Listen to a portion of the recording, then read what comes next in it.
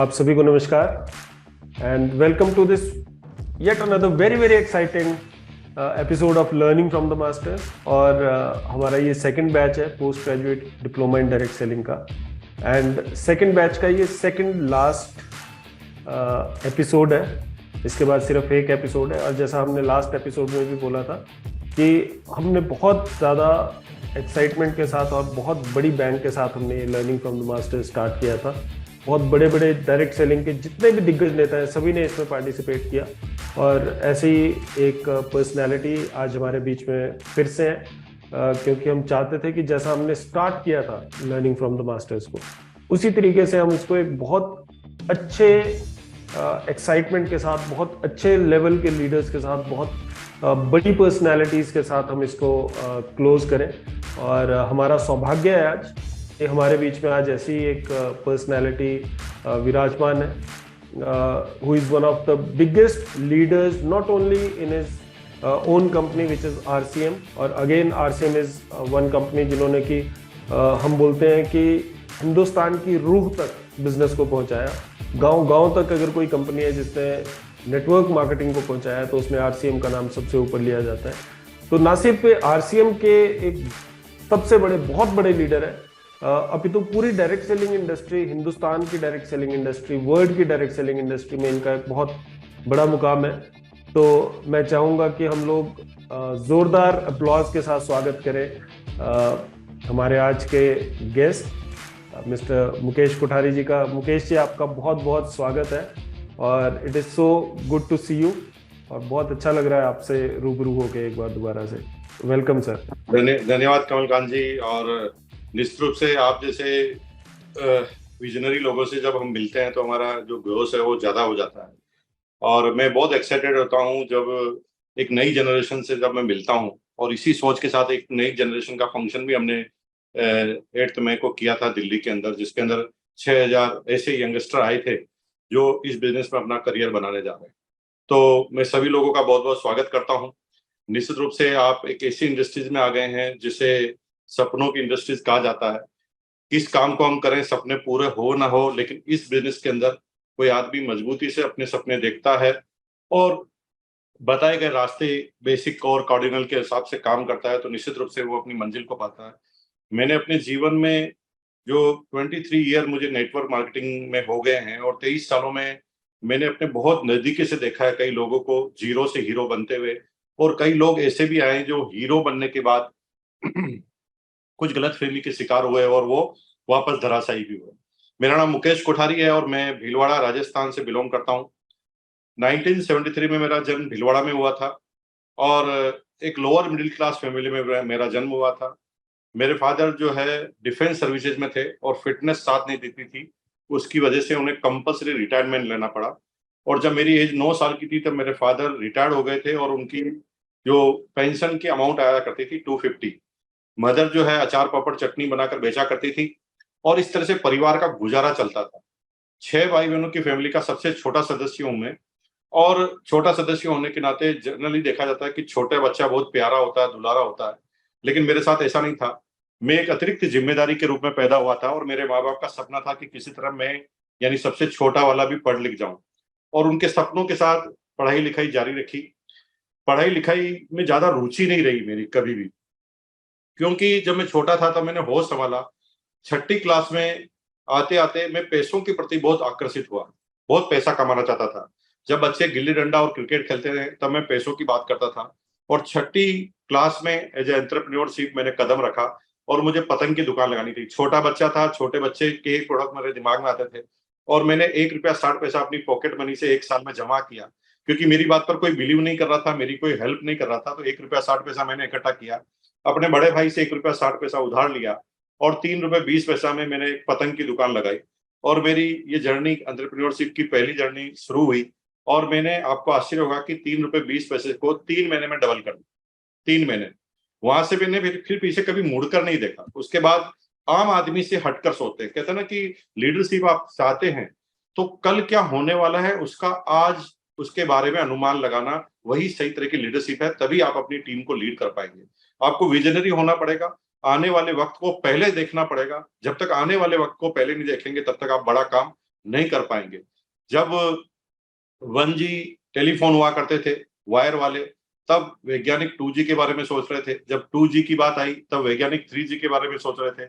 हम 3G को enjoy कर रहे थे तब वैज्ञानिक 4G के बारे में सोच रहे थे। और जब हम 4G को एंजॉय कर रहे थे तो 5G आ गया, उसके बाद 6G आएगा, 7G आएगा। यानी वो लोग फ्यूचरिस्टिक हैं, वो आगे की और सोचते रहते हैं, और इसलिए दुनिया में उनका नाम हमेशा लिया जाता है और इतिहास के पन्नों में उनका नाम लिखा जाता है। वहां से मेरी जर्नी चालू हुई, फिर मैंने कभी पीछे मुड़कर नहीं देखा। आम बच्चों की तरह जिंदगी नहीं थी मेरी। मैं पैसों के बारे में सोचता था। क्यों? क्योंकि घर में जब भी कोई तनाव आता था तो तनाव की वजह पैसा होती थी। मदर फादर में झगड़ा होता था तो उसकी वजह भी पैसा होती थी। तो पैसों के प्रति बहुत अट्रैक्शन हुआ करता था, और फिर मैंने हर जगह पर मौका ढूंढना चालू कर दिया बिजनेस करने का। फिर लोग, दिवाली होती थी, पटाखे जलाते थे, हम पटाखों की दुकान लगाते थे। राखी पर लोग राखी बंधवाने की तैयारी करते थे, हम राखी की दुकान लगा लेते थे। और यूँ कहते हैं कि होली पर लोग कलर खेलने की तैयारी करते थे, हम कलर की दुकान लगा लेते थे। और जो फेस्टिवल सीजन नहीं होता था उस समय मैं क्या करता था, कंचे की दुकान लगा लेता था। आप जानते होंगे कंचे के बारे में। अभी तो शायद इस जनरेशन ने तो कंचे देखे नहीं होंगे, लेकिन हमारे समय में कंचे ही खेले जाते थे। और कंचे की दुकान लगा लेते थे, सारे बच्चे कंचे खेलते थे और उनके बीच में मैं दुकान लगा लेता था। मैं कंचे बेचने पर बिलीव करता था, वो कंचे खेलने पर बिलीव करते थे। 11वीं 12वीं क्लास में आते आते एलपीजी सिलेंडर बहुत, कमल कांत जी, एलपीजी सिलेंडर की बहुत किल्लत हुआ करती थी हिंदुस्तान में। मुझे कोई गाइड करने वाला नहीं था। मैं हर उस काम के प्रति अट्रैक्ट होता था जहां पर पैसा बनता था, और मैंने एलपीजी सिलेंडर को ब्लैक करना चालू कर दिया। ये प्लान बताना मेरे रग रग में शुरुआत में ही था। मैं छोटी फैमिली के पास जाता था और छोटी फैमिली को जाकर प्लान समझाता था कि सरकार तुम्हें महीने के 2 सिलेंडर देती है, इस्तेमाल तो तुम एक ही करते हो, तो क्यों ना तुम 2 सरकार से लेकर एक मुझे दे दो, तो मैं 100 रुपए एक्स्ट्रा दूंगा। और 100 रुपए एक्स्ट्रा में सिलेंडर लेकर 150 रुपए एक्स्ट्रा में बेच देता था। 12वीं क्लास में आते आते 2-2,500 रुपए पर मंथ कमा लेता था।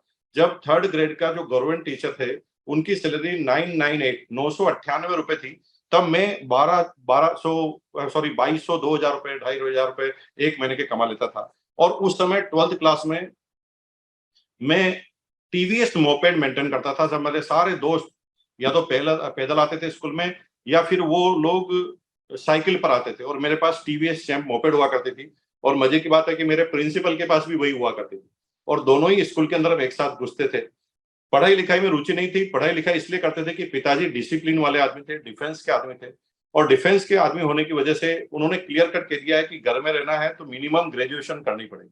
तो सारे बच्चे इसलिए पढ़ रहे थे कि उन्हें पढ़ना था, और मैं इसलिए पढ़ रहा था कि मुझे नहीं पढ़ना था। मैं किसी तरह एक बार लक्ष्य हासिल करके, ताकि पिताजी मुझे कुछ कह नहीं सके। और मैंने जैसे तैसे करके बीकॉम कर ली। बीकॉम जब मैंने की तो एक प्राइवेट नौकरी से मैंने अपना करियर चालू किया। उसके पीछे मेरी ये सोच थी कि मेरे पास कोई पैसा नहीं है, कैपिटल नहीं है कि मैं बड़ा बिजनेस कर पाऊं, तो मैं मेहनत करूंगा एक कंपनी में, और धीरे धीरे वहां पर सुपरवाइजर बनूंगा, फिर मैनेजर बनूंगा, फिर जनरल मैनेजर बनूंगा, फिर सीईओ बन जाऊंगा, और फिर इसी तरह की कंपनी को मैं खरीद लूंगा या बना लूंगा। ऐसा मैं सोचता था, और उसी तरह से मैंने एक प्राइवेट नौकरी में अपना करियर चालू कर दिया। लेकिन पहले मैंने पूरा ढंग से काम करने के बाद मुझे 750 की सैलरी मिली, 750। जब मैं पार्ट टाइम 2-2,500 रुपए कमा लेता था, जब मुझे 12 घंटे के 750 रुपए दिए गए, तो मैंने सोच लिया, और उस समय मैंने गाना भी गुनगुनाया कि तेरी दुनिया में न रखेंगे कदम, आज के बाद नौकरी छोड़ देंगे। लेकिन नौकरी छोड़ना मेरे बस की बात नहीं थी, क्योंकि पिताजी ने 28 डेज तक लगातार नौकरी मैंने ज्वाइन किया, तो फादर को लग गया कि मेरी नौकरी परमानेंट हो गई है। और मेरे फादर ने 2 किलो लड्डू सोसाइटी में बांट दिए थे देसी घी के। और अब उनको जाकर कहना मेरे लिए बड़ी मुश्किल का विषय था कि मैं नौकरी नहीं करूंगा। तो मजबूरी के साथ मुझे नौकरी को कंटिन्यू करना पड़ा। लेकिन नौकरी करते करते भी मेरा ध्यान हमेशा रहता था कि मुझे करना क्या है। मैं बार बार जब भी नींद नहीं आती थी तो मैं अपने दिल से खुद पूछता था कि भाई, तू जो कर रहा है क्या तू इसी काम के लिए पैदा हुआ है? तो अंदर से जवाब आता है, नहीं, तुझे कुछ बड़ा करना है, कुछ अच्छा करना है। तो मैं इससे पूछता था कि क्या करना है, तब तक वो वापस भाग जाता और मुझे बताता नहीं करना क्या है। बस बार बार था कि कुछ करना है। तो नौकरी के दौरान भी मैं उल्टे पुल्टा दिमाग चलता रहता था हमेशा। जो कंपनी मुझे मार्केटिंग टूर के लिए भेजती थी, तो मैं दिल्ली, बॉम्बे, कलकत्ता, चेन्नई चला जाता था। मेरे सारे कलीग जो साथी थे, वो रात को 8 बजे ढक्कन खोलकर पार्टी करते थे, और मैं उस सिटी को एक्सप्लोर करता था। और सिटी को एक्सप्लोर करके पता लगाने की कोशिश करता था कि इस सिटी में ऐसा क्या मिलता है जो मेरे भीलवाड़ा में नहीं मिलता, मैं इस सिटी से उठाकर भीलवाड़ा में बेच दूंगा। और उस जमाने में मैं कभी सीडी प्लेयर लेकर आ जाता था, उसको बेच देता था। कभी हेनरी हिल की शर्ट्स लेकर आ जाता था, 250 रुपए की, उनको 500 500 रुपए में बेच देता था। और नौकरी के साथ भी मैंने कई तरह के बिजनेस करना जारी रखा। जब भी मैं फ्री होता था दिमाग चलता था। लेकिन सन 2000 में 2000 में मेरी सैलरी जब 13,000 बेसिक थी। I am the deputy marketing manager of this company. और कपड़े बनाने वाली कंपनी में जब डिप्टी मार्केटिंग मैनेजर बना तो 13,000 मेरी सैलरी थी और 12-13 हजार रुपए मैं एक्स्ट्रा कमा लेता था। उस समय मेरा जीएम जनरल मैनेजर जो है वो लगभग 17,000 कमाता था और मैं लगभग उससे ज्यादा कमाता था। और उस समय की बात करें तो ये 26,000 की इनकम छोटी मोटी इनकम नहीं थी। उस समय डीसी डिस्ट्रिक्ट कलेक्टर की बेसिक सैलरी जो थी ना वो 9,998 9,998 हुआ करती थी। उस समय मैं 13,000 कमाता था। उसी समय मुझे डायरेक्ट सेलिंग का पहली बार मेरी कंपनी में मेरे इमीडिएट बॉस ने मुझे डायरेक्ट सेलिंग के प्लान के लिए बुलाया। इस समय तो डायरेक्ट सेलिंग के बारे में थोड़ा थोड़ा सब लोग जानते हैं। देखिए, जानना अलग चीज है और पहचानना अलग है। जानने से अगर आप पहचानने की कोशिश नहीं करोगे तो आप किसी चीज के तह तक नहीं पहुंचोगे। तो डायरेक्ट सेलिंग के बारे में पूरी दुनिया जानती है कि यार जोड़ने का बिजनेस है या कंपनी में मिडिल मैन से हटाकर कंपनी से डायरेक्ट कंज्यूमर के पास प्रोडक्ट देने का तरीका है, लेकिन वो पहचानते नहीं। और जो जो लोग पहचानते हैं वो डायरेक्ट सेलिंग में अपने करियर को बनाकर बड़े मुकाम को हासिल कर चुके हैं। तो मैं डायरेक्ट सेलिंग के उस समय कोई कंपटीशन नहीं हुआ था हमारे लिए। उस समय थोड़ा यूं कहे कि बहुत हम जो कॉन्शियस हुआ करते थे, साथ में रेस्पेक्ट हमारे अंदर होती थी कि हमारे बॉस ने हमें बुलाया तो जाना है। तो मेरे बॉस ने मुझे मीटिंग के लिए बुलाया गया और मैं पहली बार प्लान में जाकर बैठ गया। लेकिन जब मैं प्लान के बीच में बैठा गया तो मेरे को एक एग्जाम्पल बताया उन्होंने कि मैकडी के रेस्टोरेंट है या बाटा के रेस्टोरेंट है, वो किस तरह से फ्रेंचाइजी देकर अपने बिजनेस को ग्रो कर सकते हैं। वहां पर एक लाइन में मुझे क्लियर कहा गया कि कामयाबी के लिए नेटवर्क का होना जरूरी है। कामयाबी के लिए नेटवर्क का होना जरूरी है, चाहे आप किसी भी क्षेत्र में कामयाब क्यों ना हो, नेटवर्क नहीं है तो कामयाब नहीं है। अब एक एक बात करते हैं। अगर मुकेश अंबानी कामयाब है तो 16,000 स्टोर चलते हैं उनके, 6,000 पेट्रोल पंप है। एक आदमी है, उसका माल बेचने वाले हजारों और लाखों आदमी है, इसलिए मुकेश अंबानी कामयाब है। अदानी कामयाब है तो लोगों का नेटवर्क उसके पास है। और अगर नरेंद्र मोदी कामयाब है तो उनका नेटवर्क है, बीजेपी का नेटवर्क है, गली मोहल्लों में भी नेटवर्क है, वहां गली मोहल्लों के भी प्रेसिडेंट है। यानी जब तक आप नेटवर्क कायम ना करें तब तक आप किसी भी क्षेत्र के टोपे शिखर पर जा नहीं सकते। यानी नेटवर्क एक ऐसी साइंस है जिसके थ्रू आप जा सकते हैं। तो वहां पर बाटा का, मैकडी का एग्जाम्पल दिया गया, लेकिन वहां पर बताया गया कि ये ट्रेडिशनल नेटवर्क है। इस नेटवर्क को, मुकेश अंबानी के नेटवर्क को बनाने के लिए आपको बहुत सारा इनोवेशन करना पड़ेगा, बहुत सारा यूं कहें कि पैसा कमाना पड़ेगा, आपको बहुत मेहनत करनी पड़ेगी और उसके बाद आप फ्रेंचाइजी मॉडल लागू कर सकते हैं। लेकिन एक तरीका है जिसमें आप बिना पैसे लगाए, बिना कोई इन्वेस्टमेंट किए लोगों को इसके बारे में बताकर आप अपने नेटवर्क को कायम कर सकें। तो बड़ा इजी से लग रहा था, मुझे लगा कि यार ये तो गजब हो गया। अगर ऐसा हो जाएगा तो मेरे तो इतने दोस्त हैं, 100 से ज्यादा मेरे उस समय दोस्त हुआ करते थे और मुझे लगता था कि मैं बहुत आसानी से इस काम को कर लूंगा। और मैंने इंस्टेंट उसी समय, कहते हैं ना कि मैं इतना ज्यादा एक्साइटेड हो गया, मुझे लगा कि ये सब कुछ अब होता हुआ नजर आ रहा है और मैंने इस बिजनेस को ज्वाइन कर लिया। जब बिजनेस को ज्वाइन किया तो पता चला कि हकीकत कुछ और है। और आपके जब इस फील्ड में आप जाओगे तो आपको भी थोड़ा सा लगेगा। और वही इस बिजनेस की डेप्थ है, वही सीखने का समय है जब आप इन चीजों को, सारी चीजों को बहुत आसानी से सीख पाएंगे अपने जीवन के अंदर। तो डायरेक्ट सेलिंग में जब आया तो संघर्ष था, लोग समझते नहीं थे डायरेक्ट सेलिंग के बारे में, किसी को कुछ पता नहीं था।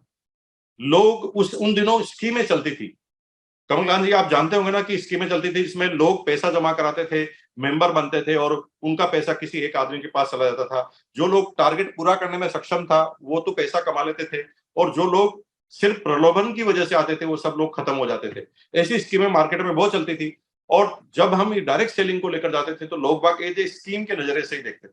सारे लोग देखते थे कि डायरेक्ट सेलिंग मतलब वो काम है जिनके पास कोई काम नहीं होता वही डायरेक्ट सेलिंग करते हैं। इस तरह के नजरिए से, इस तरह के व्यू से हमने इस बिजनेस को करना चालू कर दिया। लेकिन पार्ट टाइम में काम करते करते संघर्ष हुआ, बहुत ज्यादा संघर्ष हुआ, क्योंकि कोई सामाजिक मान्यता डायरेक्ट सेलिंग को मिली नहीं। जैसे डायरेक्ट सेलिंग को सामाजिक मान्यता मिलने का एक प्रोसीजर चालू है, उस तरह डायरेक्ट सेलिंग की तरह जीवन के हर क्षेत्र को एक सामाजिक मान्यता मिलती है। शुरू में अगर इलेक्ट्रिसिटी से बिजली बनाने की बात आई तो लोगों ने आसानी से एक्सेप्ट नहीं किया। जब शुगर मिल शुरू हुई, पहले गुड़ खाया करते थे लोग बाग, जब शुगर मिल चालू हुई तो लोगों ने उसे आसानी से एक्सेप्ट नहीं किया। और आपने देखा होगा कि हर चीज को बड़ी आसानी से एक्सेप्ट नहीं किया जाता। मेरे बच्चों, मैं आपको एक बात बताना चाहता हूं कि आज के 80 साल पहले जिस इंडस्ट्रीज को आज आप सबसे ग्लैमर वाली इंडस्ट्री समझते हैं, फिल्म लाइन को, है ना, वो इंडस्ट्रीज आज के 80 साल पहले बिल्कुल भी मान्यता नहीं रखती थी। आपको आश्चर्य होगा कि आप अपने दादाजी से पूछना कि उन्होंने जब पहली फिल्म देखी थी तो कैसे देखी थी, तो वो बताएंगे कि मैंने पहली फिल्म छुप कर देखी थी। उनकी ताकत नहीं थी कि वो अपने पिताजी से बताकर ये जाए कि मैं फिल्म देखने जा रहा हूं। अगर पता चल जाता था ना कि बच्चा फिल्म देखने गया और कोई शिकायत करता था तो उसकी धुनाई भी होती थी घर पर आकर। ये 80 साल पहले की बात थी। लेकिन कुछ लोगों ने उस जगह पर कदम जमाए रखे और मान्यता दिलाने तक अड़े रहे, और उसका नतीजा था कि धीरे धीरे फिल्म को कला के रूप में देखा जाने लगा, फिल्म को संदेश के रूप में देखा जाने लगा, फिल्म को समाज के सुधारात्मक रवैये के रूप में देखा जाने लगा। और जब 50-60 में आते आते फिल्म को रिकॉग्निशन मिलने लगी, फिल्मी कलाकारों को अवार्ड मिलने लगे, अब देखते देखते फिल्मों पे कोर्स होने लगे, बड़े बड़े तरह के लोग अपने अचीवमेंट को फिल्म के थ्रू जारी रखने लगे। और आज इंडस्ट्रीज का माहौल क्या है कि हर व्यक्ति का सपना होता है कि वो स्टारडम में हासिल करूं, और ये सपना होता है कि जो हाईएस्ट उस फिल्म का या इंडस्ट्रीज का जो हीरो है, हीरोइन है, उससे मैं साथ में फोटो खिंचाऊं या हाथ मिलाऊं। हम एक सेल्फी के लिए तरसते हैं हम लोग, है ना। अमिताभ बच्चन की कोठी के सामने लोग बाग ना 10-10 घंटे तक खड़े रहते हैं कि एक झलक मिल जाए। इस इंडस्ट्रीज का सफर आप देखेंगे तो जीरो से कहां तक पहुंचा, और आज अगर आप देखेंगे तो ये इंडस्ट्रीज कहां तक पहुंच गई है कि हर बाप चाहता है कि मेरा बेटा हीरो बने या हीरोइन बने। लेकिन आज के 80 साल पैसा नहीं था, और उसी दौर से डायरेक्ट सेलिंग का जरिया गुजर रहा है। आज के 23 साल पहले हमने चालू किया, कोई रिकॉग्निशन नहीं थी। 2011 में तो अजीबोगरीब वाकया देखने को मिला। हिंदुस्तान में बहुत सारी डायरेक्ट सेलिंग कंपनी चलती थी, बहुत सारी मनी सर्कुलेशन कंपनी चलती थी, और हुआ ये कि मनी सर्कुलेशन कंपनी की वजह से डायरेक्ट सेलिंग कंपनी बदनाम हुई, और डायरेक्ट सेलिंग और मनी सर्कुलेशन में अंतर नहीं रह गया सरकार के पास, क्योंकि दोनों जगह लोगों को जोड़ा जाता था। और अल्टीमेट हुआ कि 2011 में एक अभियान चला पूरे हिंदुस्तान में, और कई डायरेक्ट सेलिंग कंपनियां, दिग्गज कंपनियां मनी सर्कुलेशन के साथ पिस गई, और वो कंपनियां बंद तक हो गई।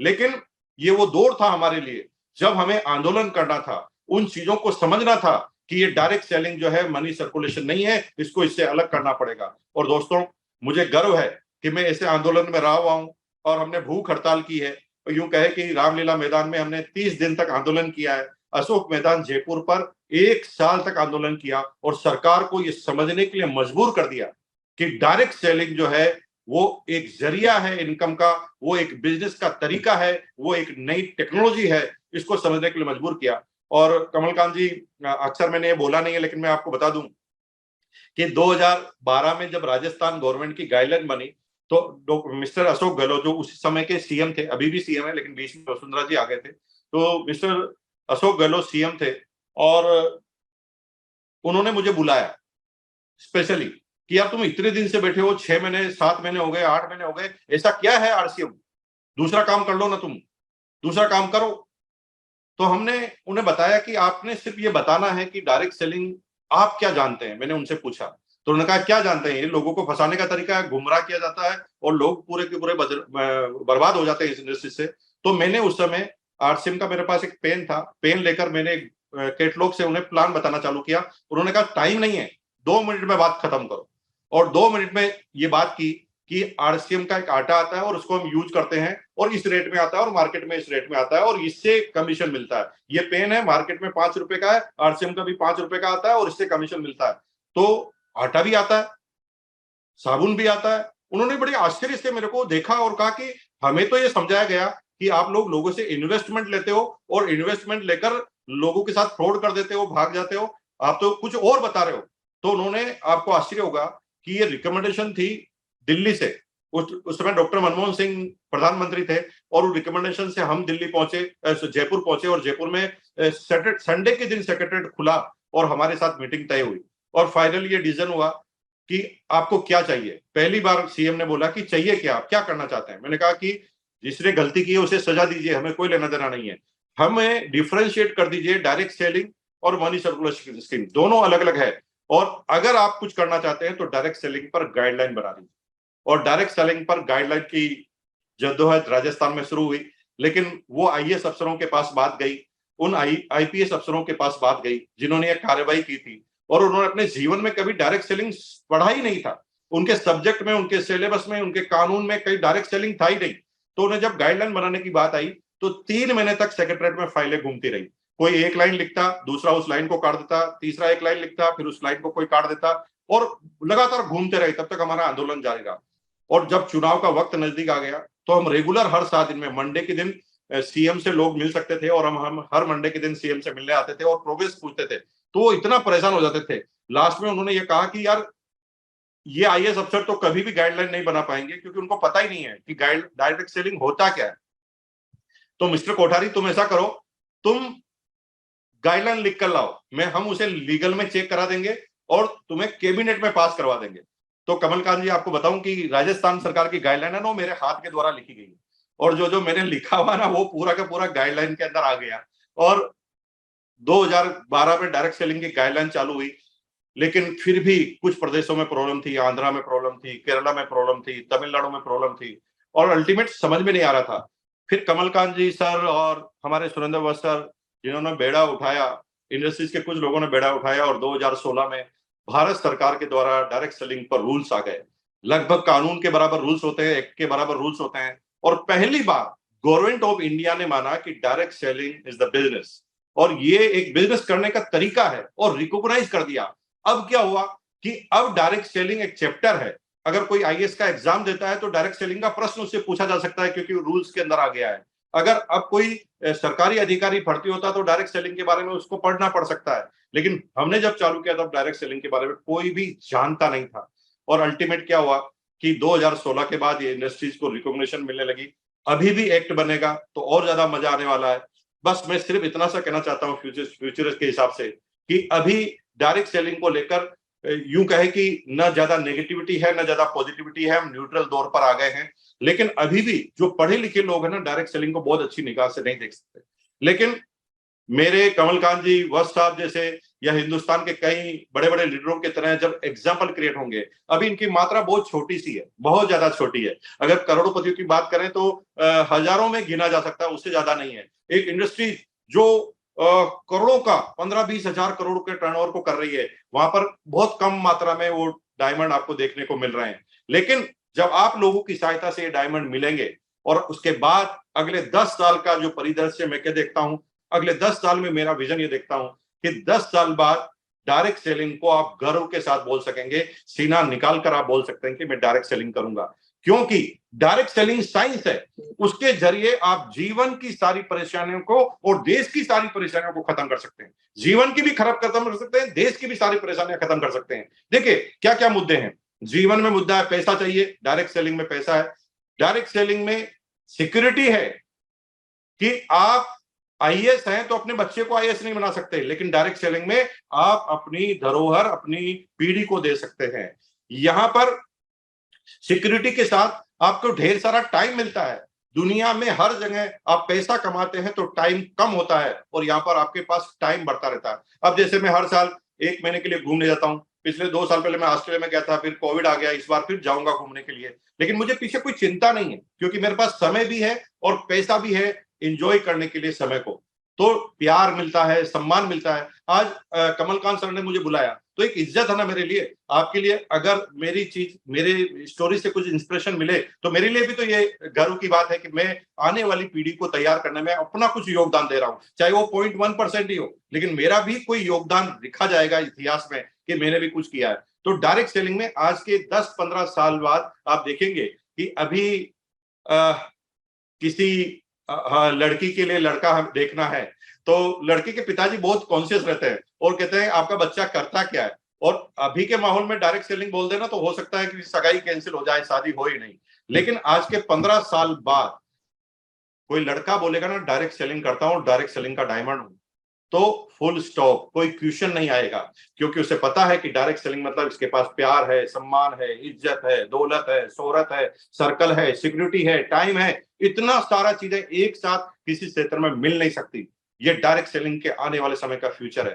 तो शुरुआती समय में संघर्ष आया, लोग नहीं समझते थे, बड़ी परेशानी आई। 2011-12 में और बंद आया, पूरा बिजनेस में 12 साल तक हमने डेवलप किया, फिर जीरो पे लाकर खड़ा कर दिया। लेकिन ये बिल्कुल पता था कि यही एक ऐसा सिस्टम है जिसके थ्रू हम आगे जा सकते हैं, और इस बीच को हमने कंटिन्यू किया, कभी भी रुके नहीं, थके नहीं, हारे नहीं। कई वाकये आए, कई बार ऐसा लगा कि अब तो सब धराशायी होने वाला है, लेकिन फिर एक उम्मीद की किरण जगी और करते करते आज हम उस दौर पर चले गए हैं। और मुझे गर्व होता है कि मेरी जिंदगी के एंड से पहले पहले डायरेक्ट सेलिंग को रिकॉग्निशन मिलेगी, जहां पर आप गर्व के साथ कह सकते हैं कि मैं डायरेक्ट सेलिंग का डायमंड हूं।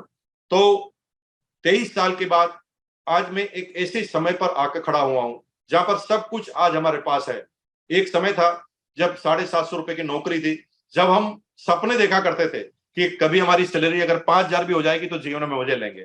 और जब नौकरी की तो हमें लगता था कि 25 लाख रुपए इकट्ठे करने हैं, 25 लाख इकट्ठे हो जाएंगे तो फिर जीवन का लक्ष्य पूरा हो जाएगा। और आज एक एक महीने के 25 लाख रुपए हम ले लेते हैं। और अगर इसकी बात करें तो सपनों की बात करें तो आज ऐसा कोई सपना जीवन में नहीं है। एक इंडस्ट्री में रहकर, एक जगह पर रहकर इन 25 सालों में सारे सपने पूरे किए हैं। आज मेरे पास 3 स्टार कैटेगरी की होटल है, आज मेरा प्रॉपर्टी का बिजनेस है। मैं जिस जगह पर ये मीटिंग आपसे बात कर रहा हूं, यहाँ पर 40,000 स्क्वायर फीट पर मेरा मकान बन रहा है। अगली बार जब आएंगे तो आपको बताऊंगा 25 करोड़ का तो केवल मकान बन रहा है। ये सपने नहीं पूरा कर सकता एक आम आदमी, जब तक कि कोई एक्स्ट्रा ऑर्डनरी और ट्रेडिशनल मार्केट में वो बड़ा काम ना करे, तब तक वो सपने पूरे नहीं हो सकते।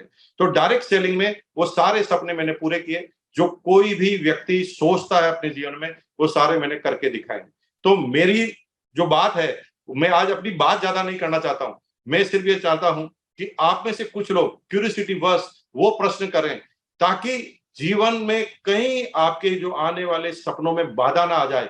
क्योंकि लोग आपसे उल्टे पुल्टे प्रश्न करेंगे, इतने उल्टे पुल्टे करेंगे कि कई बार आप समझ नहीं पाएंगे कि इस प्रश्न का उत्तर क्या है। लेकिन 23 सालों में हर तरह के लोगों से हम भिड़े, हर तरह की बात हमने की और 23 सालों में इस कंक्लूजन तक पहुंचे हैं कि दुनिया में कोई इंडस्ट्री आने वाले समय में सबसे तेज गति से परचम लहराने वाली है तो डायरेक्ट सेलिंग ही है। अगर यहाँ पर पर्सनल की बात करें, अगर देश की बात करें, तो देश की प्रॉब्लम क्या है? अब आप देखेंगे देश में प्रॉब्लम है कि आए दिन यहाँ पर झगड़े फसाद होते हैं, क्योंकि यूनिटी के नाम पर कभी नेता हिंदू मुसलमान को किससे झगड़ा करा देते हैं। लेकिन डायरेक्ट सेलिंग में अपलाइन कौन हो सकता है? मुसलमान अपलाइन भी हो सकता है, हिंदू अपलाइन भी हो सकता है, डाउनलाइन मोहम्मदन भी हो सकता है, हिंदू भी हो सकता है। और जब हम एक कड़ी में जुड़ते हैं, जब हम एक नेटवर्क में जुड़ते हैं, तो किस तरह की रिलेशनशिप हो जाए। आप थोड़ा सोचो कि अगर पूरी दुनिया में अपलाइन और डाउनलाइन जैसी रिलेशनशिप हो जाए, है ना, कार्डिनल रूल के अनुसार, तो आप देखिए दुनिया की सारी प्रॉब्लम का हल एक सिस्टम के द्वारा किया जा सकता है। आज कई गांव में झगड़े होते हैं, लेकिन अपलाइन डाउनलाइन अलग अलग कास्ट के हैं, लेकिन उनकी वजह से आज वो इतने नियरेस्ट आ गए हैं कि वो उनके घर पर जाते हैं, बात करते हैं, उनके अपनी समस्याओं का समाधान लेते हैं, अपने बड़े भाई और छोटे भाई की तरह उनसे ट्रीट करते हैं, सारी प्रॉब्लम खत्म। देश की दूसरी प्रॉब्लम है कि लोग जो है ना टैक्स चोरी बहुत करते हैं। टैक्स चोरी क्यों करते हैं? क्योंकि भ्रष्टाचार करके टैक्स को बचाना होता है। तो आप देखिए डायरेक्ट सेलिंग में कोई भी कंपनी जो काम करती है ना, वो 100% एक नंबर में करती है। और एक बार तो हमने सजेशन भी दिया था डायरेक्ट सेलिंग पर, जब ये बात चल रही थी डायरेक्ट सेलिंग पर रूल्स की बात कर रही थी कमल कांत जी, तो मैंने स्पेशली मेल भी लिखा था और मैंने वत्स साहब को भी बोला, क्योंकि वत्स साहब थोड़े उस समय फ्रंट में थे। तो मैंने उनको कहा कि डायरेक्ट सेलिंग में अगर एक चीज आप कर देना, तो वो सारी चीजें जो छुपी हुई मनी सर्कुलेशन उसको भी खत्म कर सकते हैं। अभी डायरेक्ट सेलिंग की प्रॉब्लम क्या है? ये पेन 10 रुपए का है, तो डायरेक्ट सेलिंग में सारी कंपनियां नहीं, लेकिन मैक्सिमम कंपनियां इस पेन की रेट 100 रुपए रखती है, 100 रुपीज। उनको पूछा जाता है कि 100 रुपए क्यों है? तो कहते हैं कि इसके अंदर 3 पॉइंट लगाए गए हैं, इसको यूं पकड़ेंगे तो ये एक्यूप्रेशर करेगा, एक्यूपंक्चर करेगा, जिससे आपकी दिमागी हालत ठीक हो जाएगी, बीपी आपका शुगर जो है वो बिल्कुल लो हो जाएगा सही। इस तरह की वैल्यू एडेड चीजें बताते हैं। और डायरेक्ट सेलिंग में 10 रुपए की चीज को सीधा 100 रुपए पे ले जाते हैं। हो सकता है 10 की 20 करे तब तक क्वालिटी होती है, 10 की 20 है तब तक समझ में आता है, लेकिन 10 को 100 रुपए पे ले जाते हैं। तो मैंने एक सजेशन दिया था कि डायरेक्ट सेलिंग कंपनियों को एक गाइडलाइन के थ्रू कि आप अपनी बैलेंस शीट में डिस्ट्रीब्यूटर एक्सपेंसेस इंक्लूडिंग कमीशन 30% से ज्यादा रख नहीं सकते। अब 30% से ज्यादा अगर बैलेंस शीट में रखोगे नहीं, तो आप कैसे करोगे कारोबार? संभव ही नहीं है। तो अपने आप मनी सर्कुलेशन पे कंट्रोल हो जाएगा। अभी रेट ज्यादा रखते हैं लोग बाग, उस समय रेट को कंट्रोल करने के लिए काम करेंगे, कोई प्रॉब्लम आ नहीं सकती। तो मैंने सजेशन भी दिया था। लेकिन डायरेक्ट सेलिंग में अगर हर व्यक्ति एक नंबर में प्रोडक्ट खरीदे, तो देश की सारी प्रॉब्लम ही खत्म।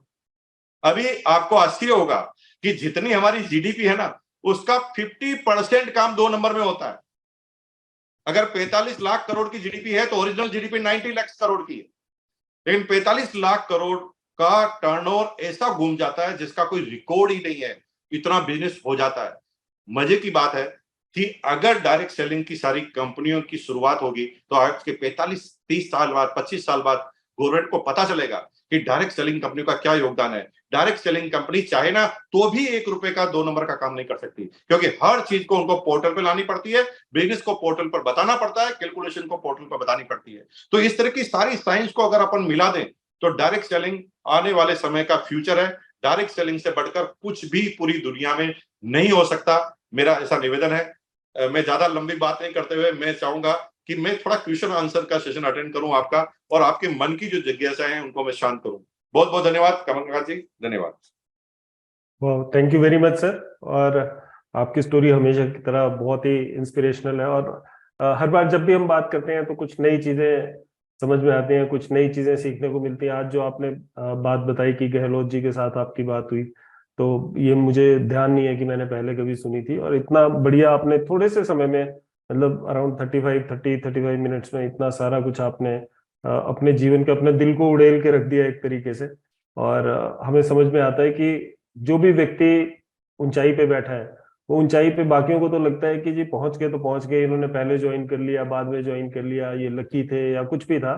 लेकिन किन संघर्षों से आप गुजरे हैं, तो वो बिल्कुल आपकी बातों से समझ में आता है, और कितनी गहराई से आपने जिया है इस इंडस्ट्री को, और उसी वजह से इंडस्ट्री ने आपको इतनी मान से, इतने मान सम्मान से, प्रतिष्ठा से नवाजा भी है। तो हार्दिक धन्यवाद अगेन आपका। और मैं संयम का क्वेश्चन है उससे पहले हम थोड़ी सी बात करेंगे, औरों को भी मैं रिक्वेस्ट करूंगा, सर ने स्पेशली हमें टाइम दिया है, तो आपके मन में कुछ भी अगर क्वेश्चन है, sir is a very very experience leader, और इन्होंने फील्ड में इतना समय गुजारा है कि इन्हें इनसाइड आउट पता है बहुत चीजों का, और बहुत सारे लोगों से ज्यादा इनको नॉलेज है फील्ड की। तो आपके मन में कोई भी अगर क्वेश्चन है तो हम ले लेंगे 2 से 3 क्वेश्चन।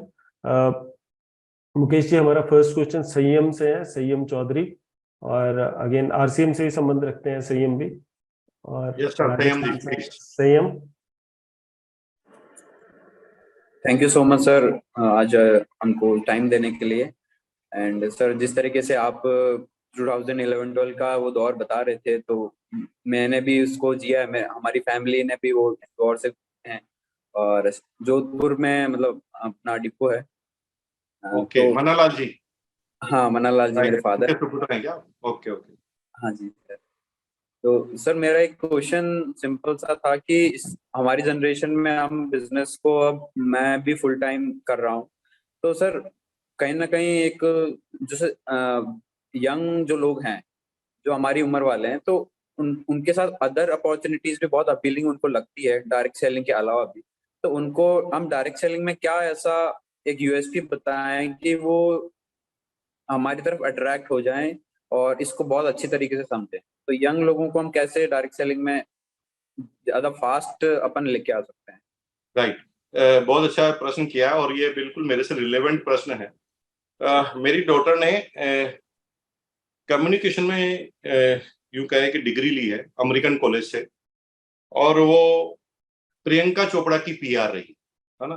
तो मोस्ट बड़ी बड़ी जो सेलिब्रिटी है उसकी पीआर थी, और 2 साल तक उसने जॉब किया। उसकी पहली सैलरी 1 लाख रुपए, और वो 4 साल टिकती तो 4-5 लाख रुपए तक पहुंच जाती। यही प्रश्न मेरे सामने भी आया था, लेकिन मैंने उसको शुरुआती वे में कुछ रोका नहीं, उसको करने दिया कि भाई तेरे को जो करना है वो कर, लेकिन मेरी जिंदगी और तेरी जिंदगी से बार बार कंपेयर जरूर करता रहना। मेरी जिंदगी और तेरी जिंदगी से कंपेयर जरूर करते रहना। और आपको आश्चर्य होगा कि उसकी जिंदगी को, जब उसने 1 लाख रुपए सैलरी मिलती थी ना, उसको जिया, तो उसे पता चल गया कि 1 लाख रुपए कितना कठिन है, और मेरे फादर जो 1 लाख रुपए कमाते हैं वो कितना आसान है। हुआ ये कि 3-3 बजे तक वो नौकरी करती थी, और 3-3 बजे तक, क्योंकि फिल्म में हंसती हैं सब 12 बजे बाद तो जागती है, उसके बाद वो काम करना चालू होती है, उनके बाद उनके इंटरव्यू को कंडक्ट करना।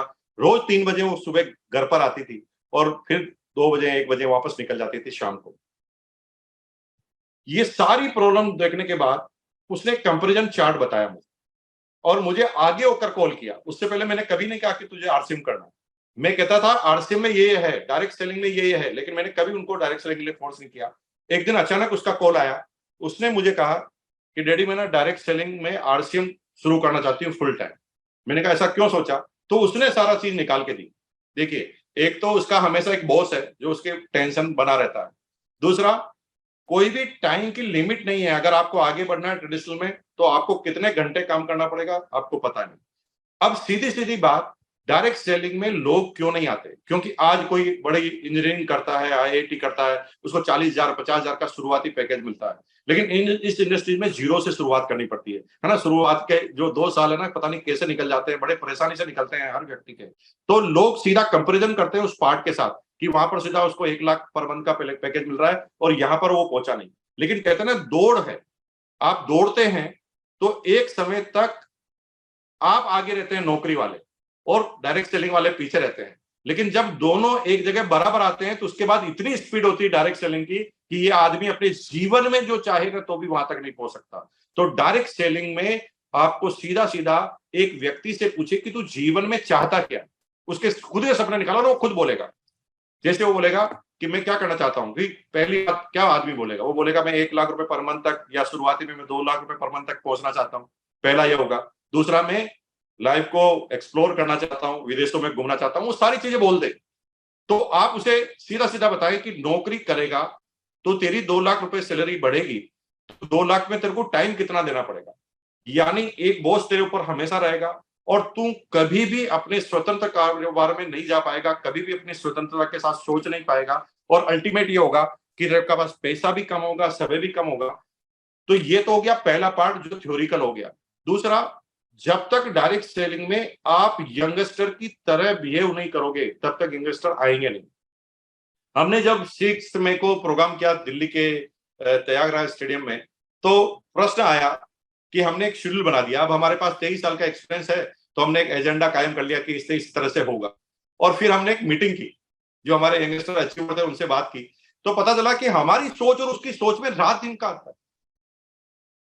अभी नई जनरेशन आती है, उसके पास टाइम नहीं है, हमारे पास पेशेंस था किसी बात को करने का। लेकिन अभी जनरेशन तुरंत चाहती है रिजल्ट, और उसका नतीजा ये हुआ कि आदमी को, एक नया जनरेशन का आदमी ना झेल नहीं सकता किसी को। आपको आश्चर्य होगा कि बच्चे जब थोड़े बच्चे बड़े हो जाते हैं, 15-16 साल के होते हैं, तो अपने माँ बाप को भी बोलना चालू कर देते हैं, अरे यार फादर इतना सिर मत खाओ, सीधा शॉर्ट में बता दो करना क्या है ना, मैं समझ गया हूं, आपको ज्यादा बोलने की जरूरत नहीं है। इस तरह के वार्तालाप होने लगते हैं माँ बाप के अंदर, क्योंकि नई जनरेशन के पास पेशेंस लेवल खत्म हो गया है और वो धीरे धीरे और ज्यादा खत्म होता जाएगा। उसी का नतीजा है कि फेसबुक आउट ऑफ डेट हो गया है ना। लोग व्हाट्सएप को भी कम का इस्तेमाल करने लग गए हैं और लोग इंस्टाग्राम पे चले गए। क्यों इंस्टाग्राम पे चले गए? क्योंकि 30 सेकंड की रील आती है ना। लोग नहीं इतना ज्यादा ज्ञान चाहते हैं, है ना। शॉर्ट में आप कितना बता सकते हैं उसको आपको बताना पड़ेगा। तो यंग जनरेशन की फीलिंग को जब हमने समझा कि यंग जनरेशन क्या चाहती है, किस तरह की सोच रखती है,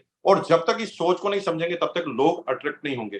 तो आपको यंग जनरेशन की टीम में, यंग जनरेशन के फंक्शन में लोगों को ले जाना पड़ेगा, और यंग जनरेशन फाइनल किस डेस्टिनेशन पे पहुंचने जाती है उसको आपको डायरेक्ट सेलिंग से कन्वर्ट करना पड़ेगा। और जब ये कन्वर्ट करेंगे तो ही लोग आपकी तरफ आकर्षित होंगे, नहीं तो डायरेक्ट सेलिंग में कभी भी नया आदमी आकर्षित नहीं होगा। इस चीज को आपको समझना पड़ेगा। धन्यवाद। तो सर उनको हम पहले मतलब अगर सिर्फ प्रोडक्ट यूजर पहले बनाए या फिर उनको प्लान पहले दिखाएं? मतलब नहीं, देखिए डायरेक्ट सेलिंग में सबसे पहले क्या होता है, देखिए मैं बहुत अच्छी बात बताता हूं आपको। दुनिया के किसी भी बिजनेस को करने के लिए सबसे पहले हमारा क्षेत्र हमें चुनना पड़ेगा। जैसे एग्जांपल, कैटेगरी हमें समझनी पड़ेगी। मर्सिडीज का शोरूम अब सब्जी मंडी में लगाओ चलेगा? कभी नहीं चलेगा। और मर्सिडीज के शोरूम में सब्जी बेचोगे तो बिकेगी? कभी भी नहीं बिकेगी। इसका मतलब हमें सबसे पहले अपनी कैटेगरी को पहचानना पड़ेगा। अब कैटेगरी में 2 तरह के लोग आएंगे। सबसे पहले बात की शुरुआत तो प्रोडक्ट से ही की जाती है। कभी भी बिजनेस तो बाद में ही आता है किसी भी चीज का, और प्रोडक्ट में दम है तो फिर बिजनेस करने के लिए लोग आ जाते हैं। भाई देखिए, मारुति की डीलरशिप आती तो सब लोग लेना चाहते कि नहीं लेना चाहते, लेकिन नई कंपनी कोई कार लेकर आती है तो उसकी डीलरशिप के लोग ज्यादा, उन लोगों को प्रेशर करना पड़ता है कंपनी को, लेकिन स्टेब्लिश वाले को नहीं करना पड़ता। इसका सीधा सीधा मतलब यह है कि आपको सबसे पहले प्रोडक्ट के थ्रू ही जाना पड़ेगा। लेकिन प्रोडक्ट के थ्रू जाते ही इंटरेस्ट का पता चल जाता है। जैसे आप एक लेडी साड़ी लेने के लिए जाती है तो पहले सेल्समैन वार्तालाप करता है लेडीज से, क्या कि भाई भाभी जी बहुत दिनों में आए हैं, है ना, आप इतने दिनों से नहीं आए, इतनी तरह के आ गए हैं, अब आप किस चीज के लिए ये साड़ी खरीदना चाहते हैं, आप अपनी मैरिज एनिवर्सरी के लिए साड़ी लेना चाहते हैं, या अपनी बहन की शादी के लिए साड़ी लेना चाहते हैं, या अपने घर के लिए साड़ी लेना चाहते हैं। वो जब वो बताती है कि मकसद क्या है, तो फिर वो बोलता है कि आपके किस रेंज की मैं बता दूं। जब रेंज बताते हैं तो बताते हैं कि मैं शिफॉन में बता दूं कि कॉटन में बता दूं। इतनी कैटेगरी करने के बाद सेल्समैन सही जगह पर पहुंचता है। उसी तरह प्रोडक्ट के थ्रू आप बात करेंगे, लेकिन प्रोडक्ट के थ्रू बात करने से उसका पता चल जाएगा। जैसे सामने वाला आदमी प्रोडक्ट की बात की और प्रोडक्ट के बारे में ही पूछता जाए, तो आपको बिजनेस के बारे में बताना नहीं, प्रोडक्ट के बारे में बताइए। लेकिन प्रोडक्ट के बताते बताते अगर वो आपको ये पूछने लग जाए कि आपको क्या फायदा है, कितना डिस्काउंट मिलता है, इसके अंदर कितना प्रॉफिट होता है, तो फिर यहां पर आपको क्या लगा कि ये कॉमर्शियल एक्टिविटीज पर आ गया। वहां पर आपको प्लान बताना चाहिए, उसे बताना चाहिए कि मैं इसलिए मकसद से कर रहा हूं और ये कोई भी कर सकता है। इसी तरह आपको बार बार कैटेगरी को सिलेक्ट करके बताना पड़ेगा, कोई एक रूल लागू नहीं होता। लेकिन कोई ऐसा आदमी है जो डायरेक्ट सेलिंग को पहले ही जानता है ना, उसने किसी किसी एमएलएम कंपनी का बिजनेस किया हुआ है, तो फिर वो इतनी बकवास सुनेगा नहीं। वो क्योंकि करियर बनाने के लिए आ रहा है, तो वहां पर आपको टू द पॉइंट सीधा ही प्लान पर आना पड़ेगा। लेकिन नए आदमी के साथ एज ए प्रोडक्ट आपको शुरुआत करनी पड़ेगी। प्रोडक्ट के थ्रू शुरुआत करेंगे तो पता चलेगा कि दोनों रास्तों में कौन सा रास्ता हमें पकड़। Thank you sir. Right sir, thank you. और ये क्वेश्चन बार बार आता है कि प्लान पहले बताया जाए या प्रोडक्ट पहले बताया जाए, और हमने बहुत से लोगों से ये क्वेश्चन पूछा है, स्टूडेंट्स ने बहुत से लोगों से पूछा। आपने इतनी खूबसूरती से इसका जवाब दिया, मुझे लगता है कि ये क्वेश्चन हमेशा के लिए अब दब जाएगा, हमेशा के लिए रिजॉल्व हो गया है। तो thank you very much. And it's always relative, ये सिचुएशन पे डिपेंड करता है कि आप किस तरीके से जाए, और आपने बहुत खूबसूरती से इसको बताया। सेकंड क्वेश्चन लेंगे सर। सेकंड क्वेश्चन लेने से पहले मैं आपसे एक क्वेश्चन पूछूंगा, उसके बाद लास्ट क्वेश्चन हम तरुण का लेंगे। तो एक और क्वेश्चन है सर जो बार बार आता रहता है, और क्योंकि आपको इतना एक्सपीरियंस है फील्ड का, तो आपसे भी जरूर ये इस पे मैं राय लेना चाहूंगा, अपने भी बेनिफिट के लिए और स्टूडेंट्स के बेनिफिट के लिए। लॉन्ग डिस्टेंट ग्रुप की बात होती है कि दूसरे शहरों में जब हम ग्रुप बिल्ड करते हैं, तो कैसे बिल्ड करें, कितनी फ्रीक्वेंटली हमारे को जाना चाहिए अगर हम किसी बाहर वाले ग्रुप में स्टार्ट कर रहे हैं, और सही समय कब है बाहर बिजनेस बिल्ड करने के लिए, किसी दूसरे शहर में जाके बिजनेस बिल्ड करने के लिए। जब हमने स्टार्ट किया तभी से हम बाहर कोशिश करें कि किसी और शहर में बिजनेस बिल्ड करना स्टार्ट किया जाए, इकट्ठे बहुत सारे शहर इकट्ठे स्टार्ट किए जाए। इसका सही समय क्या है सर, और इसका सही तरीका क्या है? मतलब बाहर अगर हमने थोड़ा एक ग्रुप स्टार्ट किया तो कितने दिनों में हमें वहां वापस जाना चाहिए? हर महीने जाना चाहिए, हर हफ्ते जाना चाहिए, या 2 महीने में एक बार? किस तरीके से करें सर? बहुत बहुत बहुत अच्छा प्रश्न किया, और ये सारे प्रश्नों को जिया है। मतलब आप तो क्वेश्चन पूछ रहे हैं, लेकिन हमने ये किया है और आपने भी निश्चित रूप से ये किया होगा। देखिए, जब आउट ऑफ टाउन ग्रुप की बात आती है, बिजनेस की बात आती है, तो सबसे पहले एक आदमी फेल कहाँ होता है और सक्सेस कहाँ होता है वहां देखिए। सबसे पहले एक आदमी अपने वक्त के अनुसार निर्णय लेना नहीं सीखता, तो वहां पर वो गड़बड़ हो जाती है। इसमें दो तरह की सिचुएशन होती है। एक सिचुएशन में होती है कि एक आदमी इस बिजनेस को करता है पार्ट टाइम, और एक आदमी इस बिजनेस को करता है फुल टाइम। अब फुल टाइम में दो फिर प्रक्रियाएं होगी। एक व्यक्ति जिसके बैकग्राउंड में सपोर्ट है, और एक व्यक्ति की जिसके बैकग्राउंड में सपोर्ट नहीं है। जैसे तरुण है, मुझे एक यंग दिख रहा है लड़का, है ना, तो हो सकता है कि इसके फादर कमा रहे हो और तरुण को पढ़ने के लिए भेजा है, यानी पीछे एक सपोर्ट है। तो यहाँ पर वो कैसे काम करेगा? अलग तरीके से काम करेगा। और एक आदमी जो इस बिजनेस में आ गया है फुल टाइम, लेकिन पीछे कोई सपोर्ट नहीं है, उसको क्या करना पड़ेगा? तो यहां से चालू करते हैं।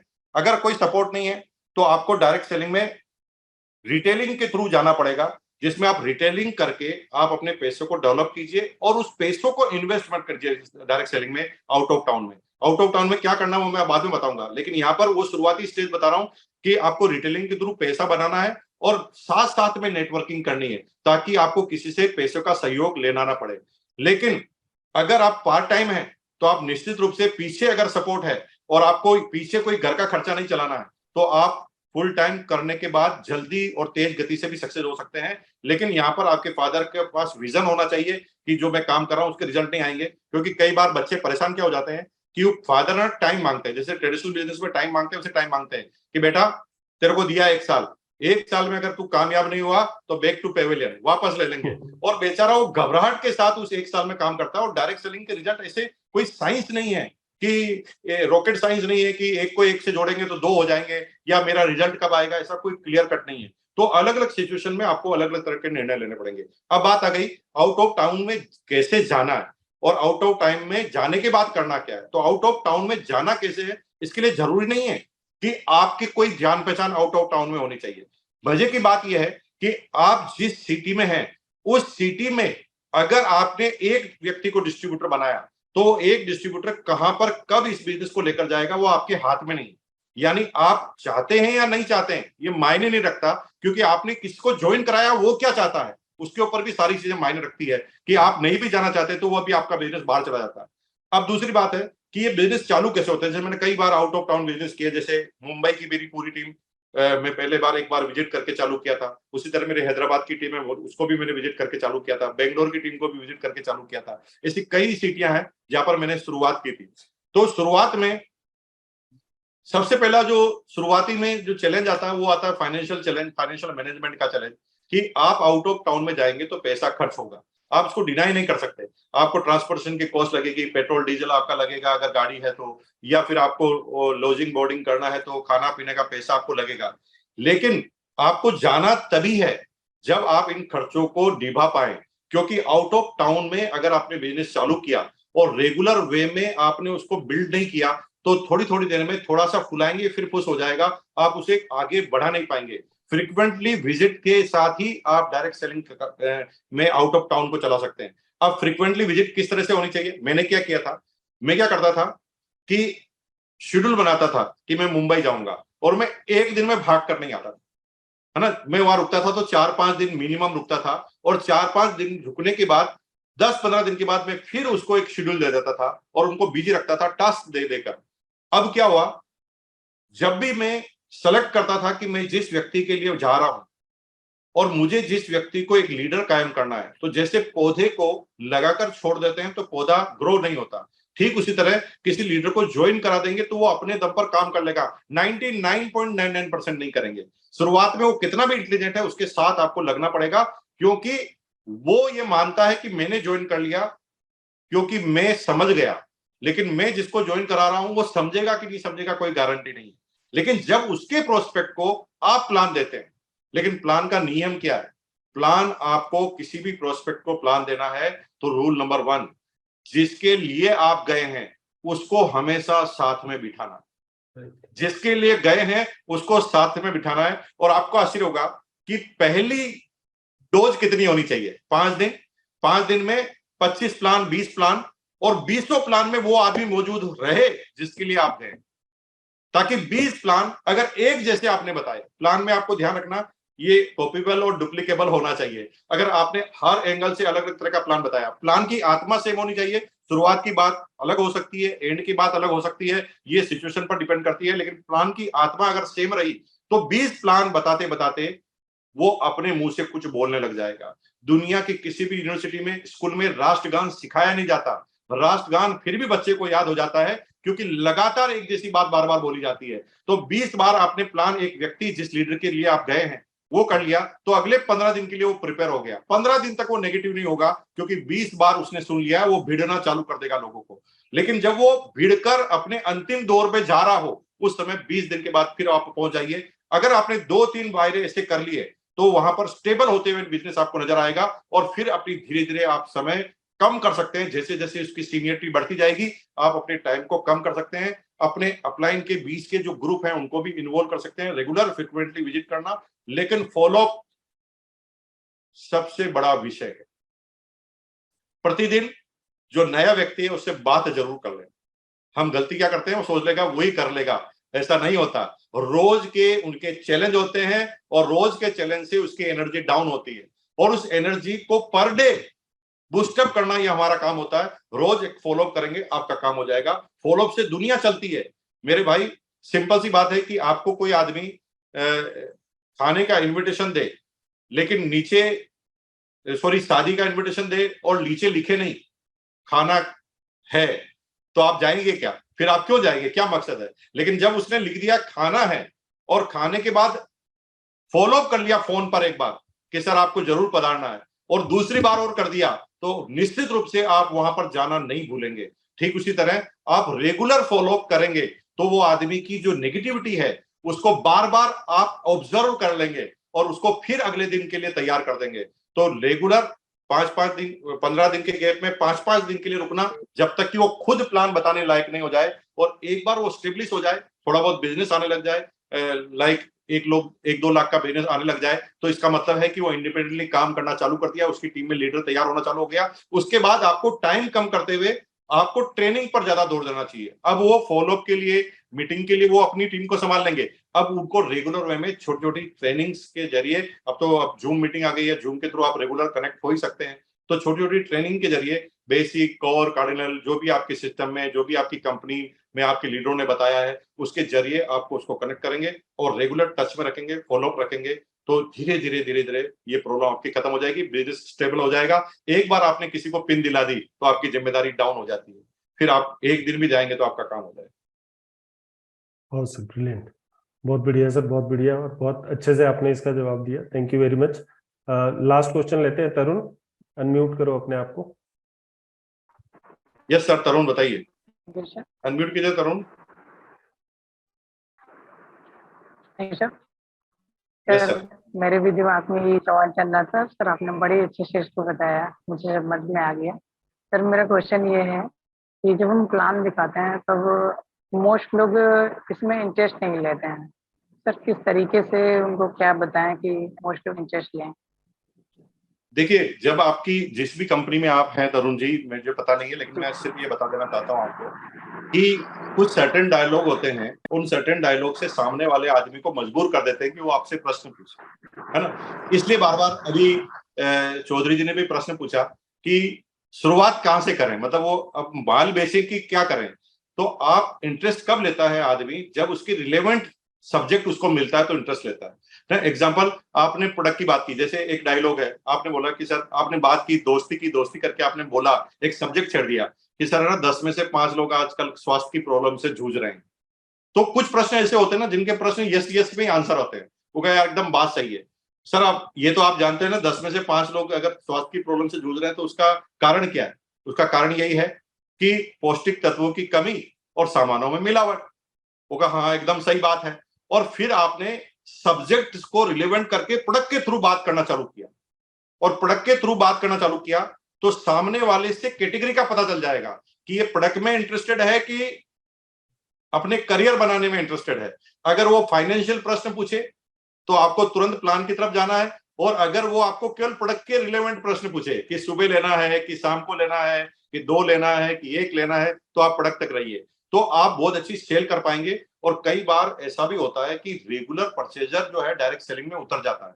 जब उसे लगता है कि 1 प्रोडक्ट अच्छा ले लिया, 2 अच्छा ले लिया, 3 प्रोडक्ट अच्छे ले, तो उसके मन में आता है, फिर आप उसे ऑप्शन देकर डायरेक्ट सेलिंग में ला सकते हैं कि सर जो मैं काम करता हूं यही काम आपके थ्रू भी किया जा सकता है और आपके द्वारा भी किया जा सकता है। तो ये प्रोसीजरली है, इसकी कोई रॉकेट साइंस नहीं है। अनुभव के आधार पर धीरे धीरे धीरे ये बातें आपको समझ में आएगी, लेकिन बातचीत चालू करना, कभी भी घबराना नहीं बात करते वक्त, है ना। क्या कर लेगा सामने वाला, आपका क्या बिगाड़ सकता है? सामने वाला मना ही तो कर सकता ना, तो अभी कौन सा हाँ है जो मना कर देगा? मना किया हुआ ही ना, अगर नहीं हाँ करता तो मना ही किया हुआ है, इसलिए कोई ज्यादा चैलेंज की बात नहीं है। आपको बातें करनी है बिल्कुल बिना किसी यूं कहे डर के, आप बात कर लीजिए। मैं कलेक्टर भी सामने आता था ना, मैं छोटा था 23 साल पहले, मैंने थानेदार को ज्वाइन करा दिया बिजनेस, बस 2 घंटे लेट थी, मैंने थानेदार को बिजनेस ज्वाइन करा दिया। मैं पानी पीने के बहाने गया, बातचीत चालू की, उन्होंने कहा, मैंने कहा मेरे फादर भी पुलिस में है, उन्होंने मुझे बिठाया, बात करते करते किस सिलसिले में आए, और मैंने प्रोडक्ट निकाल के दे दिया। नमकीन खिला दी आरसी मिल्स, नमकीन खाया, उन्होंने कहा नमकीन तो बहुत अच्छी है। मैंने कहा सर हमारे पास ये हाजमोला गोली भी है, हाजमोला गोली भी खिला दी, और धीरे धीरे उसने पूछना चालू कर दिया। उस दिन वो फ्री था, उसने पूछना चालू कर दिया, मैंने प्रोडक्ट की बात की, उसने पूछना चालू कर दिया, और उन्होंने ज्वाइन भी किया, और उन्होंने अच्छा काम किया, और रॉयल्टी तक पहुंचे। उनकी वाइफ के नाम से ज्वाइन किया, उन्होंने रॉयल्टी तक काम किया। इसका मतलब किसी को भी बताया जा सकता है, आप ज्यादा चिंता मत कीजिए, आप लग जाइए, क्योंकि मैक्सिमम अनुभव आपके भिड़ने से आएंगे, है ना। करत करत अभ्यास जड़िमत हो तो सुजान, प्रैक्टिस मैं के मन पर, आप करते जाओगे ऑटोमेटिक आपके अंदर बहुत सारी चीजें परिवर्तन होने लग जाएगी। लेकिन रुक मत जाना, बोलते हुए रुक मत जाना। जो दिखता है वो बिकता है। बिकता उसका है जो बोलता है, बार बार उसका बिकता है जो सच बोलता है। 3 सिद्धांत है, दुनिया की हर एमबीए मार्केटिंग में यही बातें समझाई जाती है, और ये 2 मिनट में आपकी एमबीए हो गई। सबसे पहले दिखाना कि मैं कर रहा हूं, जो भी आप बिजनेस कर रहे हैं उसको दिखाना, ये पहला काम है, क्योंकि आप दिखाओगे नहीं तो पता कैसे चलेगा सामने वाले को। दूसरा, ज्यादा उसका बिकता है जो बोलता है ना। एक चाय वाला है, केवल चाय दिखाएगा तो जिसकी नजर जाएगी वही चाय खरीदेगा, लेकिन कोई बोलेगा ना चाय चाय चाय, जोरदार चाय, धमाकेदार चाय, मसाले वाली चाय, अदरक वाली चाय, एक बार पियोगे 1000 बार पियोगे। तो यहां पर ज्यादा चांस बनते हैं सेल के। लेकिन एक बार ज्यादा तारीफ करके आपने चाय तो बेच दी, लेकिन दूसरा आदमी चाय पीकर पड़ोसी पूछेगा कैसी है, इशारे से पूछेगा कैसी है, और उसने कहा मजा नहीं है, तो सारा काम गड़बड़ हो जाएगा। यानी जो बोल रहे हैं वो सच बोलना जरूरी है, और सच तभी बोल पाएंगे जब उन प्रोडक्टों को इस्तेमाल करके आप खुद कॉन्फिडेंट हो जाएंगे, और कॉन्फिडेंट होने के बाद आप बोलेंगे आपके रिजल्ट बढ़ जाएंगे, 100% बढ़ जाएंगे। सच बोलिए। एक कस्टमर, एक सेटिस्फाइड कस्टमर अगले 2 साल में आपके पास 100 नए ग्राहक लेकर आएगा इनडायरेक्टली। 100, एक सेटिस्फाइड कस्टमर।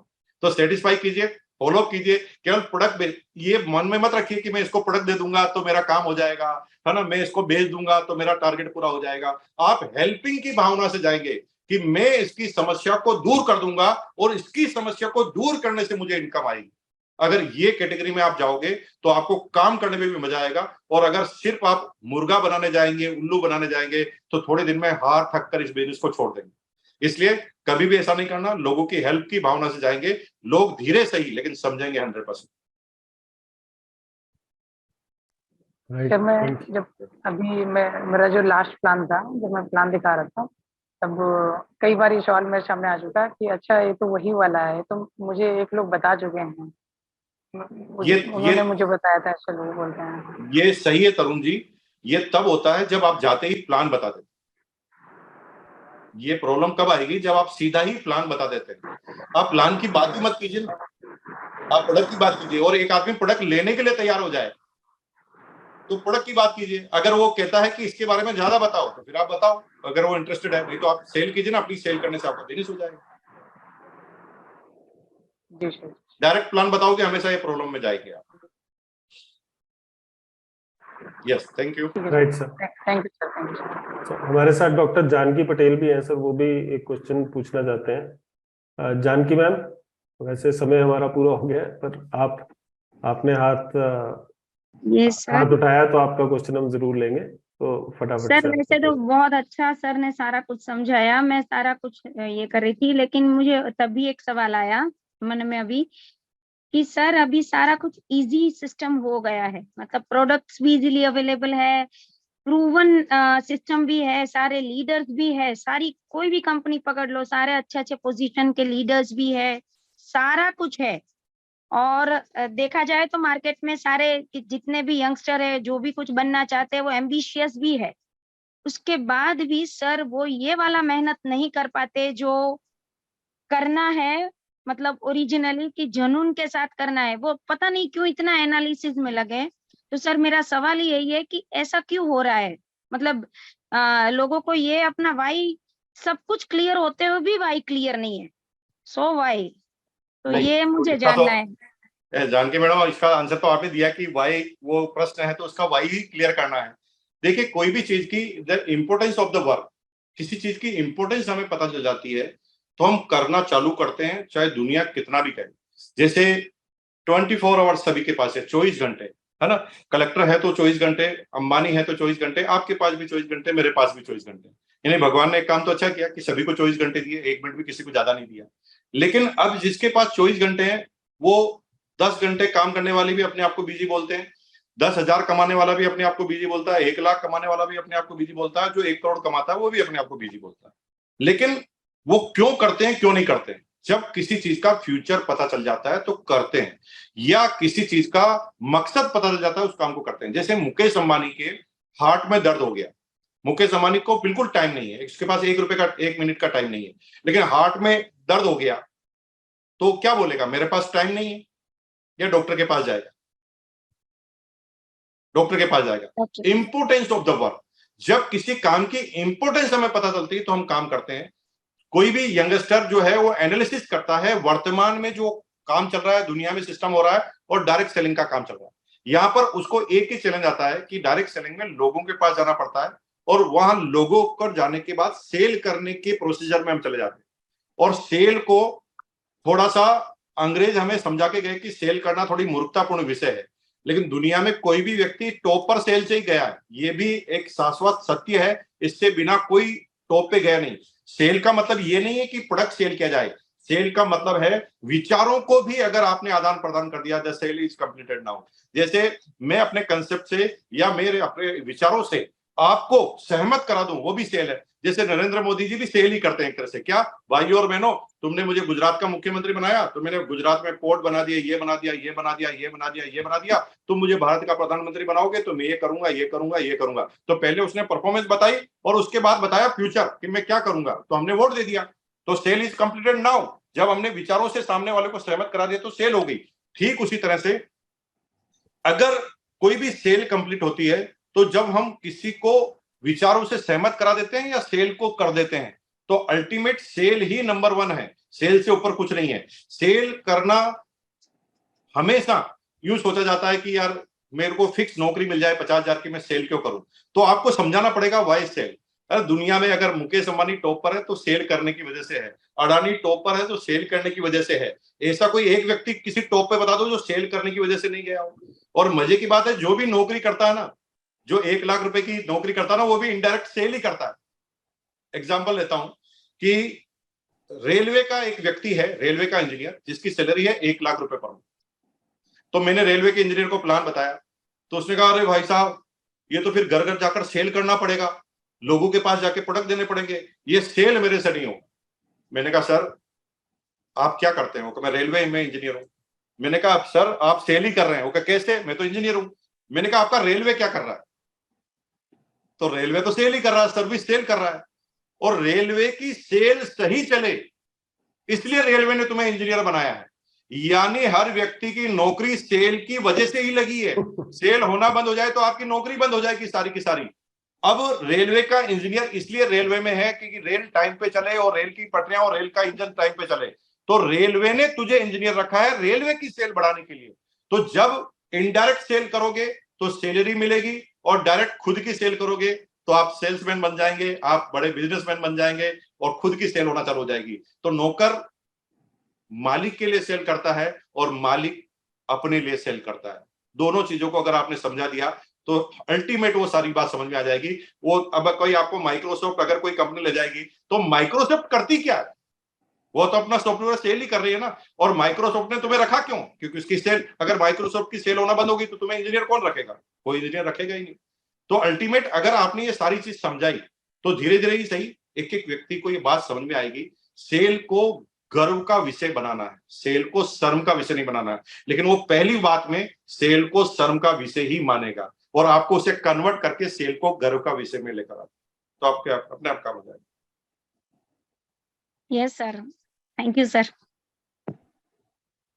राइट सर, बहुत बढ़िया। और मैं तो आपसे सुन रहा था तो मैं खो गया था। आपने, हम सेल्स ही पढ़ाते हैं यहाँ पर और सेल्स का ही प्रोफेसर हूँ मैं यूनिवर्सिटी में। तो जो भी आपने बातें बोली है सर 100% हम उससे कंप्लाई करते हैं कि सेल का मतलब तो सच बोलना है। और जनरली लोगों का मिथ होता है कि सेल का मतलब होता है कि मैनिपुलेट करना, टोपी घुमाना, चालाक बनना। तो हम तो हमेशा यही मानते हैं कि चालाकी तो सेल में कभी भी नहीं चल सकती। और नहीं, अभी कमल जी सीधी बात है ना, दुनिया की एक कंपनी बता दो जो चालाकी करके दुनिया का लीडर बन गया। कोई भी नहीं बन सकता सर, कोई नहीं बन सकता। थोड़े समय के लिए कुछ चीजें हो सकती हैं, फैड हम उसको बोलते हैं, they will come and they will go away. और जैसे आपने बोला बार बार सेल करना है तो आपको सच बोलना पड़ेगा, और इससे ऊपर कोई बात नहीं। इस एक बात में पूरे के पूरे बिजनेस का भी सार है, पूरी जिंदगी का भी सार है एक्चुअली।